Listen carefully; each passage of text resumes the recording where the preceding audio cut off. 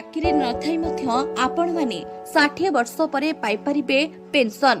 आज आमे आपनकु एमिति एक योजना विषय कहबाकू जाउछु जहार लाभ सारा देशर लोक माने नेउछंती।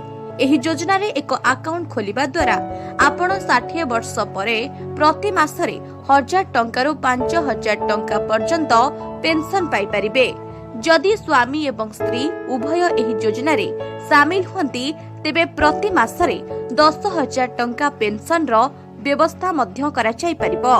केंद्र सरकारकर अटल पेंशन योजना अधीन रे आपण प्रति मासरे मात्र 210 टंका देई 5,000 टंका पेंशन पाई परिबे।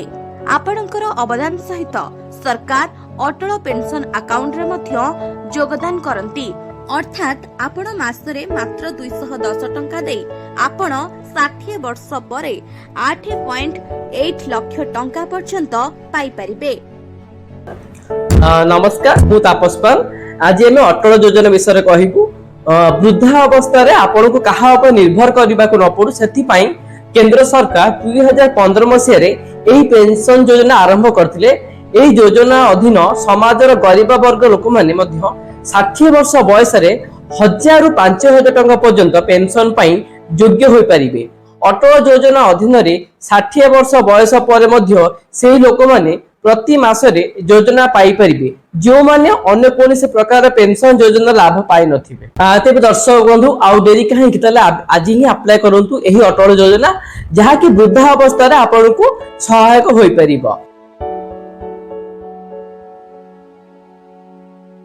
एही पेंशन योजना अधीन रे समाजर गरीब वर्गर लोक माने मध्य 60 वर्ष बयस परे 1000 रु 5000 टंका पर्यंत पेंशन पाई योग्य होई परिबे। अटल योजना देश रे प्रযোज्य किंतु एथिरे शामिल हेबा पाई किछि नियम अछि। एही योजना सेही लोक माननक पाई जहांकर आर्थिक अवस्था सेते मजबूत नुहे। अक्टोबर 1 2022 रु आयकर परिसर भुक्त नथिबा जे कोनोसी नागरिक एही योजना रे शामिल होई परिबे। तेबे एहा सहित आपणकर बयस 18 रु 40 वर्ष मध्य रे हेबा उचित।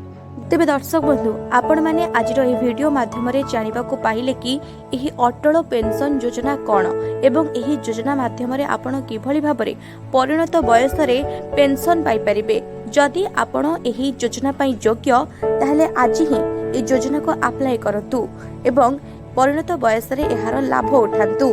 जाजपुर मनीषा राउत का रिपोर्ट, न्यूज़ 18 लोकल।